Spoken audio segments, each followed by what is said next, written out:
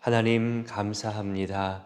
세상 풍조는 나날이 변하고 계절과 날씨도 수시로 바뀌어도 하나님 사랑은 변치 않음에 감사합니다.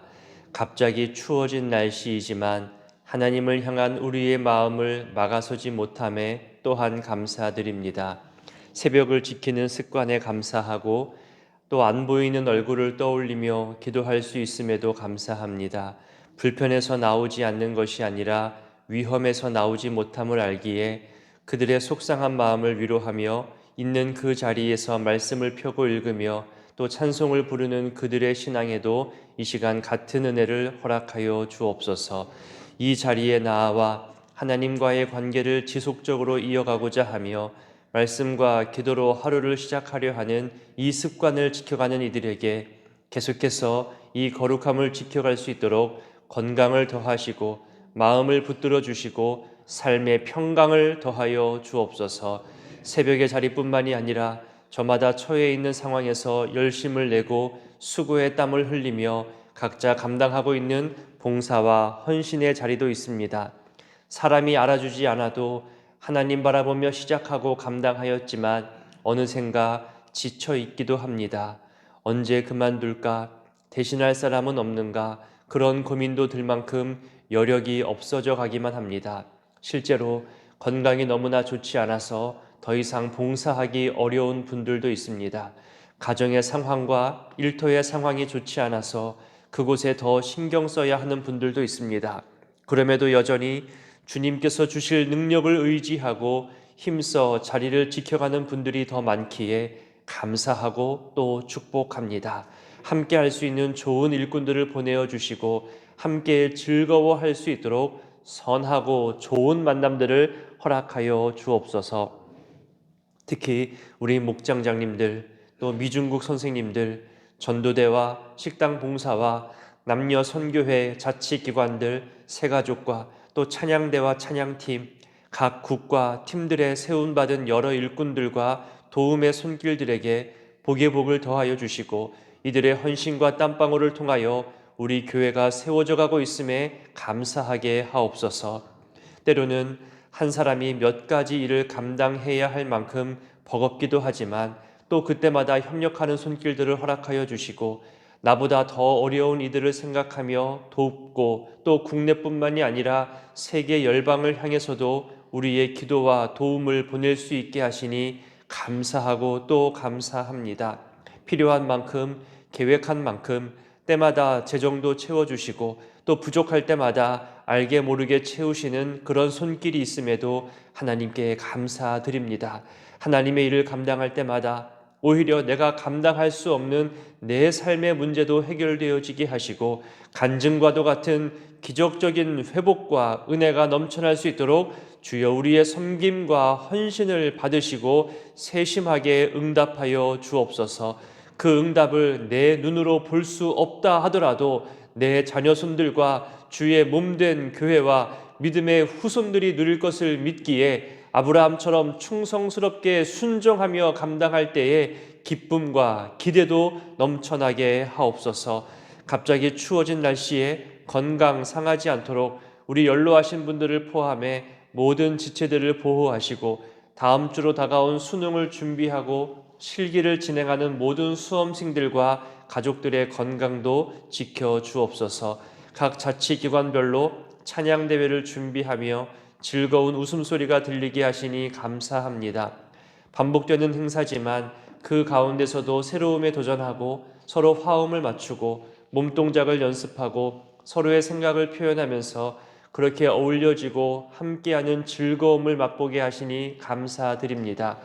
모두 소중한 주의 지체들이오니 주여 이들의 평생의 삶에 건강과 행복과 감사가 넘쳐나게 하옵소서. 오늘도 주님 앞에 나온 모든 손길과 마음의 감사와 소망의 예물들을 주님 기뻐 받으시고 또 일천번제의 소망도 하나님 받아주셔서 이들의 모든 간구와 소망에 친히 응답하여 주옵소서. 말씀하실 성령 하나님을 기대하오며 예수님의 이름으로 기도드립니다. 아멘. 오늘 말씀은 욥기 4장 1절로 21절까지입니다. 대만 사람 엘리바스가 대답하여 이르되 누가 내게 말하면 내가 실증을 내겠느냐?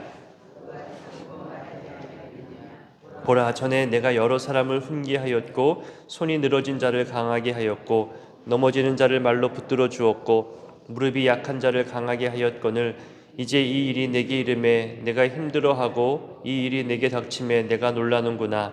내 경외함이 내 자랑이 아니냐? 내 소망이 내 온전한 길이 아니냐? 생각하여 보라. 죄 없이 망한 자가 누구인가? 정직한 자의 끊어짐이 어디 있는가? 내가 보건대 악을 밭갈고 독을 뿌리는 자는 그대로 거두나니 다 하나님의 입기운에 멸망하고 그의 콧김에 사라지느니라. 사자의 우는 소리와 젊은 사자의 소리가 그치고 어린 사자의 이가 부러지며 사자는 사냥한 것이 없어 죽어가고 암사자의 새끼는 흩어지느니라. 어떤 말씀이 내게 가만히 이르고 그 가느다란 소리가 내 귀에 들렸었나니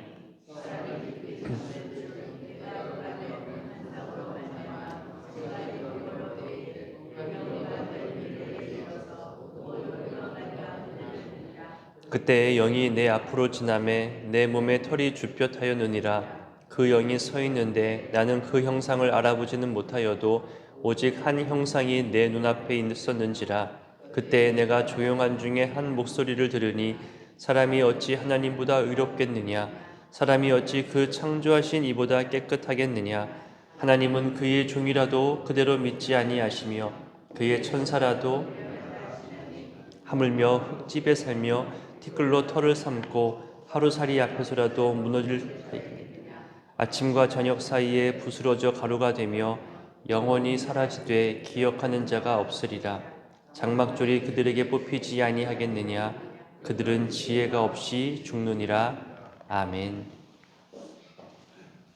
오늘 본문은 욥의 친구 엘리바스의 1차 변론에 대한 부분으로 욥이 탄식하고 절망하는 것에 대한 비판과 또 욥이 고난받는 것에 대해 의인이 복을 받고 죄인이 벌을 받는다는 인과응보 그 법칙을 이야기하고 주장하고 있습니다.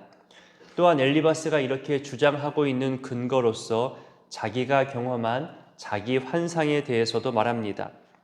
어제 본문인 3장에서는 자기가 태어난 날을 저주할 정도로 받아들일 수 없는 이 현실 앞에서 절망하고 탄식하며 하나님에 대해 이해할 수 없는 그런 태도를 욥이 보였습니다. 이 태도와 이 발언들이 앞으로 친구들과의 논쟁하는 데 주요한 이유가 된 겁니다. 욥과 친구들과의 논쟁은 총 3차에 걸쳐서 하게 됩니다. 각 논쟁마다 욥의 세 친구들이 번갈아 가면서 변론을 하는데 친구들의 변론에 욥이 반박하는 형식으로 이야기가 진행됩니다. 이야기가 3차 논쟁까지 간다고 해서 주제가 크게 변하는 것도 아닙니다. 어찌 보면 서로 간에 감정 싸움을 하고 자기 입장만 더 견고하게 주장하고 상대방 입장은 비판하고 그렇게 자기 주장 중심으로 논쟁하는 것을 앞으로 보게 될 것입니다. 욥의 세 친구들이 각자 주장하는 것은 조금씩 달라 보이지만 크게 보면 한 가지를 말하고 있습니다. 자기 경험, 자기 지식, 자기가 소중히 여기는 전통을 앞세우며 너무나 쉽게 욥을 단정하며 말하고 있지요.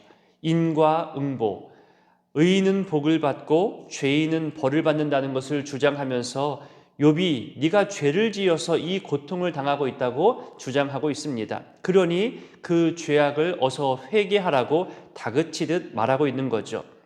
욥은 내가 하나님 앞에서 늘 겸비함으로 살았기 때문에 무죄인 것을 변호합니다. 이런 내용들이 3차 변론까지 반복되어져서 나오는 거죠. 먼저 엘리바스가 말하기를 자신의 주장을 전개하기에 앞서서 욥의 과거의 모습을 언급합니다. 타인을 위로하고 교훈하던 너였는데 정작 너 자신에게 고난이 닥치자 소망을 잃어버리고 절망하고 탄식하고 있는데 그거 불신앙의 모습이다. 경건하지 못한 모습이다. 그렇게 지적합니다. 게다가 죄인은 반드시 하나님의 형벌을 받게 되는 것인데 왜 탄식하고 있냐? 그건 옳지 않다. 사자와 같이 가장 강하고 큰 자였던 그런 욥의 몰락이 알려지지 않는 죄악이 있었기 때문이라고 그렇게 말하면서 죄악을 드러내라고 말합니다. 이런 자기 주장을 더 근거 있게 하기 위해서 자기가 경험한 환상을 이야기하죠. 사람은 누구도 하나님 앞에서 자기의 의를 주장할 수 없기 때문에 너도 분명히 네가 알지 못하는 중대한 죄를 저질렀을 것이다. 이 형벌은 너의 그 죄에 대한 결과다. 이렇게 엘리바스가 주장하는 겁니다. 이 주장은 틀린 것은 아닙니다. 전통적인 올바른 해석을 가지고 있고 또 사람의 연약함과 하나님의 절대성, 의인에게는 축복, 악인에게는 심판, 이런 하나님의 정의와 공의에 대해서도 맞게 이야기했습니다. 하지만 욥에게 일어난 특수한 상황을 생각하지 않고 너무나 기계적으로 자기 경험을 가지고 타인에게 그 기준을 들이민 것은 잘못되었다 할 수 있습니다. 위로해주고 또 대안을 준 것처럼 보이지만 정죄하는 느낌을 지울 수가 없습니다. 결국 욥의 상황에 대해 자기 경험, 자기 주장에 근거한 내용으로 해석했다는 것을 우리는 발견할 수 있게 됩니다. 설사 엘리바스의 주장대로 욥의 죄악으로 인해 징벌을 받는 것이라 하더라도 이 고통과 절망에 대해 먼저 같이 공감하며 함께 울고 아파하는 그런 진정한 위로가 먼저였어야 할 것 아닌가 그렇게 생각해 보게 됩니다. 이런 점에서 우리 권사회의 모습이 떠올려집니다. 너무나 귀한 모습을 저는 지난 몇 개월 동안 봤습니다. 제가 올 한 해 보고 들은 권사회의 모습은 어렵고 힘든 사람들에게 어떻게 하든 위로하고자 애쓰는 그런 모습을 보았습니다. 장례에 갈 때도 조문객이 부족할 것 같으면 권사님들끼리 의견을 모아서 사람을 불러서 그 빈자리를 채우려고 어떻게든 노력하셨습니다. 괴롭고 절망스럽고 눈물 흘리는 답답하리들을 찾아가서 그들과 함께하는 시간들을 보내기도 하셨습니다. 또한 은퇴하신 선배님들에게 정기적으로 찾아가며 그들의 형편을 살피고 있습니다. 또 목장의 임원들로 수고하고 계십니다. 이 외에도 더 많은 일들을 알게 모르게 감당하고 있지요. 정말로 감사하고 또 축복합니다. 권사회뿐만이 아니라 우리 장로님들도 집사님들도 여러 성도님들의 그 기도의 내용을 가만히 보면 어려운 상황에 처한 사람을 불쌍히 여기는 마음을 기본적으로 갖고 계십니다. 그들을 돕고자 내 것을 내어놓고 희생하는 마음들이 우리 교인들 가운데 있음을 발견하게 됩니다. 정말로 참 좋은 밭을 가진 분들이구나, 선한 마음을 지닌 분들이 우리 가운데 참 많구나, 그렇게 감사가 지속적으로 쌓여져 가고 있습니다. 오늘 본문 말씀을 좀 더 구체적으로 살펴보겠습니다. 1절은 엘리바스의 등장을 말하고 있고 2절은 조금 쉽게 풀어보면 어떤 말을 들으면 반드시 필요한 말로 응답하지 않겠냐라는 그런 의미입니다. 그러니 나도 너의 이 어려운 말을 듣고 나서 너에게 필요한 말을 건네겠다는 말인 거죠. 3절과 4절은 욥의 과거 모습을 상기시켜 줍니다. 여러 사람을 훈계하였다는 것은 단순히 권면이나 교훈뿐만이 아니라 회초리를 들어서 싫은 소리까지도 했다는 것을 포함합니다. 어떤 잘못된 행위에 대해서 바로잡기 위해서 행한 것들을 모두를 가리키는 거죠. 그러니 욥은 평소에도 주변을 향해 도덕적으로, 윤리적으로, 종교적으로 올바른 훈계를 해왔던 것으로 우리는 알 수 있습니다. 손이 늘어진 자라는 표현은 능력을 상실해서 낙심하여 절망에 빠진 사람들을 말하는 겁니다. 욥이 이들에게 적절한 도움을 주었고 용기와 격려를 주는 역할도 했음을 우리는 알 수 있습니다. 4절에 보면 넘어지는 자라고 했죠. 육체의 건강함으로 인해 넘어지는 것도 있지만 앞서 언급한 여러 실패와 절망으로 심하게 흔들려 쓰러지는 모습을 의미하는 겁니다. 이런 자를 붙들어 주었다는 것은 반복적으로 지속적으로 이들을 도와주고 소생할 수 있도록 욥이 힘을 다했다는 것을 말합니다. 무릎이 약한 자는 자기 생계를 유지하지 못하는 가난한 자들을 말합니다. 친구들이 보고 인정할 정도로 이렇게 살아왔다는 것을 보면서 욥이 정말로 자기의 선한 영향력으로 자기가 믿는 하나님을 경외하는 신앙으로 주변 사람들에게 말뿐만이 아니라 실제적인 도움을 주면서 좋은 관계를 맺어왔음을 우린 알 수 있습니다. 5절부터는 상황이 바뀌죠. 네가 그렇게 돕고 격려하고 응원해 주었던 그 대상자로 네가 상황이 바뀌었다라고 지적합니다. 훈계가 필요한 상황이 되었고 지금 손이 늘어져 있고 넘어지고 무릎이 약해진 존재가 되었다는 겁니다. 한마디로 모든 재난에 당사자가 된 거죠. 이 상황에 처하니 힘들어하고 놀라는 겁니다. 네가 말한 대로, 네가 행한 대로 스스로 너에게 적용해 보아라. 다시 일어나라. 이렇게 말하고 있습니다. 그러면서 6절은 너의 하나님 경외함, 너의 소망이 어디로 갔느냐? 그게 너의 삶인데 너 지금 거기서 떠나서 하나님 원망하고 절망하고 있는 거 아니냐? 이렇게 지금 책망하는 듯한 발언을 하고 있습니다. 7절에 보면 생각하여 보라. 이 말은 너의 행적을 돌아보아라. 너의 과거를 기억해 보라는 뜻입니다. 이어서 죄 없이 망한 자 없다. 정직한 자는 끊어지지 않는다. 밭을 갈고 뿌린 대로 거둔다. 또 겉으로 강해 보이는 사자도 징벌을 받아 망하게 되고 흩어지게 된다. 이런 인과 응보의 법칙에 대해서 설명합니다. 성경이 말하는 큰 원칙이 있지요. 뿌린 대로 거둔다. 이 말은 맞습니다. 정말로 큰 원칙입니다. 하지만 저는 이 원칙을 대할 때 두 가지 해석을 덧붙여 해석합니다. 하나는 11시 일꾼 비유, 그리고 하나는 알곡과 가라지 비유, 늘 이 두 가지 비유를 함께 곁들여서 해석하는 편입니다. 하나를 잠깐 소개하자면 내가 뿌리는 것은 알곡의 씨앗인데 어느새 가라지도 함께 자랍니다. 하지만 그것을 곧바로 뽑아내지 않고 함께 섞여 있게 하죠. 우리 생각에는 그 가라지를 뽑아내야 알곡들이 더 건강하게 자랄 수 있고 더 좋은 열매를 맺을 것 같은데 하나님은 아니라고 하십니다.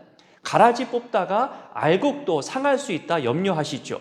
그 말씀이 맞습니다. 왜냐하면 가라지 중에는 내 가족이 있을 수 있어요. 또 심지어 나도 아직 가라지일 수 있거든요. 알곡과 가라지를 구분하는 것은 하나님의 영역입니다. 하나님의 판단인 겁니다. 우리가 나서서 얘는 알곡이에요, 쟤는 가라지예요, 그렇게 비교하며 판단할 수 있는 존재가 아니라는 겁니다. 알곡이라면 더욱더 알곡되기를 힘쓰면 되는 것이고 가라지가 변하여 알곡되기를 기다려주면 되는 겁니다. 왜냐하면 나도 가라지만도 못한 존재였는데 예수 그리스도의 십자가 은혜로 알곡으로 변했잖아요. 그러니 누군가도 심지어 지금 악해 보이고 게을러 보이는 저 가라지도 분명 하나님께서 변하게 하실 것을 믿기 때문에 우리는 기다리면 되는 겁니다. 함부로 뽑을 수 없다는 거죠. 효과적인 일을 위해서 일정 수준이 안 되면 가라지처럼 쳐내고 뽑아내면 과연 그 공동체는 누가 남아있을까요? 자기 전통, 자기 경험, 자기 환상, 자기 기도, 자기 기준으로 이것저것 재단하면서 뽑아내기 시작하면 과연 그 공동체는 어떻게 될까요? 일꾼을 선별하고 봉사의 영역을 맡길 때에도 잘난 사람만 세우지 않습니다. 할 수 있는 사람만 세우면 안 되는 겁니다. 할 수 없을 것 같아도 가라지처럼 보인다 할지라도 하나님과의 연결점을 놓치지 않기 위해서 그렇게 그 사람을 권면할 때도 분명히 있습니다. 왜 저 사람이 세워질까? 왜 저 사람이 교사가 되었을까? 왜 저 사람이 목장장이 되었을까? 우리가 판단하는 것이 아닙니다. 하나님께서 그 사람을 통해서 하실 일이 있고 그 주변 사람들을 통해서 인내하게 하시고 생각하게 하실 하나님의 섭리가 분명 있다는 겁니다. 또한 사람을 세울 때는 겸손한 사람을 세웁니다. 아무리 능력이 출중하다 하더라도 겸손치 않으면 세움받기 어렵습니다. 능력이 없다 하더라도 겸손하면 하나님은 그 사람을 세우십니다. 알곡과 가라지를 구분하듯이 효율을 높이고 또 잘 못 쫓아오는 사람들을 정죄하고 혼내키면 무언가 속 시원한 마음은 들겠지만 결국은 모두가 다 상하게 되어 있습니다. 공동체는 우리 신앙 공동체는 그렇게 서로 연결되어져 있는 한 몸이기 때문입니다. 부족해도 모자라도 오히려 성장할 수 있는 기회를 가질 수 있는 것이고 또 그런 사람을 보면서 나의 기다림과 인내를 통하여서 하나님의 참으심, 하나님의 기다림도 우리는 헤아릴 수 있는 겁니다. 못하는 사람을 질책하고 훈계하는 것도 필요하지만 잘하는 사람이 본을 보이며 따라오게 하는 것이 어쩌면 그것이 조금은 더디어 보이고 오래 걸리더라도 그것이 더 건강한 공동체를 만들어가는 길입니다. 이제 12절부터는 엘리바스의 환상에 대해서 말합니다. 짧게 요약하면 창조주이신 하나님 앞에서 사람은 의롭지 못하다, 무능하다, 한계가 있다는 겁니다. 이것을 말한 이유는 욥을 향해서 무언가 알려주고자 하는 거죠. 너의 의로움을 붙잡지 말아라. 이 재난을 징벌로 받아들여라. 너의 죄악이 분명히 있을 거다. 그 죄악을 찾고 고백하라. 이 말인 겁니다. 이 주장을 하기 위해서 자기의 개인적인 환상과 계시까지 소개하며 언급하고 있습니다. 크게 보면 틀린 말은 아닙니다. 하지만 아까도 언급했지만 판단은 하나님의 몫인 겁니다. 자연재해, 질병, 이유 없는 억울함으로 피해당하는 모든 상황들을 가지고 우리 함부로 판단할 수 없습니다. 이것이 하나님의 심판이라고, 네가 죄 때문에 그런 것이라고 그렇게 이야기할 수 없습니다. 그러면 병들어서 입원하는 모든 사람들은 어떻게 해석해야 합니까? 그렇게 피해당하는 어려움에 처한 상황들을 모두 죄악시할 수는 없습니다. 하나님께서 다스리시는 한 방법과 이를 통해 알게 하시는 우리는 알 수 없는 하나님의 섭리가 분명 있을 겁니다. 이것을 뿌린 대로 거둔 결과라고, 하나님의 징벌이라고 단정 지을 수는 없습니다. 또한 우리 매일 성경에서 그 해설로 표현한 것처럼 하나님은 우리를 함부로 대하거나 하찮은 존재로 여기는 그런 분이 아니십니다. 우리는 하나님의 형상대로 지음 받았습니다. 하나님의 자녀가 된 너무나 존귀한 존재입니다. 물론 여기서도 중요한 포인트가 있습니다. 내가 그만큼 존귀한 존재이기 때문에, 내가 그만큼 소중한 존재이기 때문에 사랑받는 것이 아닙니다. 이 순서가 바뀌면 큰일 납니다. 순서는 이겁니다. 죄인이고 악인임에도 불구하고, 가라지 같은 존재임에도 불구하고 나를 사랑하시는 그 사랑 때문에 내가 소중한 사람이 되고 내가 존귀한 존재가 된 겁니다. 이 순서가 바뀌면 신앙에 갑질이 나옵니다. 우리는 존귀한 존재가 맞지만 내 스스로가 존귀한 존재가 된 것이 아니라 하나님의 사랑과 그리스도의 십자가 은혜 때문에 내가 존귀한 존재가 된 겁니다. 하나님의 사랑과 예수 그리스도의 희생이 먼저라는 겁니다. 오늘 말씀을 기억하며 기도하실 때에 타인의 상황에 대해서 우리 성급한 결론을 짓지 않기를, 우리 그렇게 마음을 가다듬기를 기도했으면 좋겠습니다. 오히려 믿고 참으며 기다릴 줄 아는 그런 신앙의 소유자 되기를 기도하십시다. 교회의 일꾼들이 세워지는 이 시기에 안 한다, 못한다 이런 말보다는 부족해도 함께 해보자, 내가 도와줄게, 같이 한번 이겨내보자, 완전하지 못해도 우리 서로 함께 만들어가 보자, 그렇게 위로하고 격려하며 서로 연결되어진 우리 한 몸인 이 신앙 공동체를 성령이 하나 되게 하신 것을 모두가 함께 힘써 지켜가게 되기를 우리 또 함께 기도해 주셨으면 좋겠습니다. 주기도문으로 기도합니다. 하늘에 계신 우리 아버지, 아버지의 이름을 거룩하게 하시며 아버지의 나라가 오게 하시며 아버지의 뜻이 하늘에서와 같이 땅에서도 이루어지게 하소서. 오늘 우리에게 일용할 양식을 주시고 우리가 우리에게 잘못한 사람을 용서하여 준 것 같이 우리 죄를 용서하여 주시고 우리를 시험에 빠지지 않게 하시고 악에서 구하소서. 나라와 권능과 영광이 영원히 아버지의 것입니다. 아멘.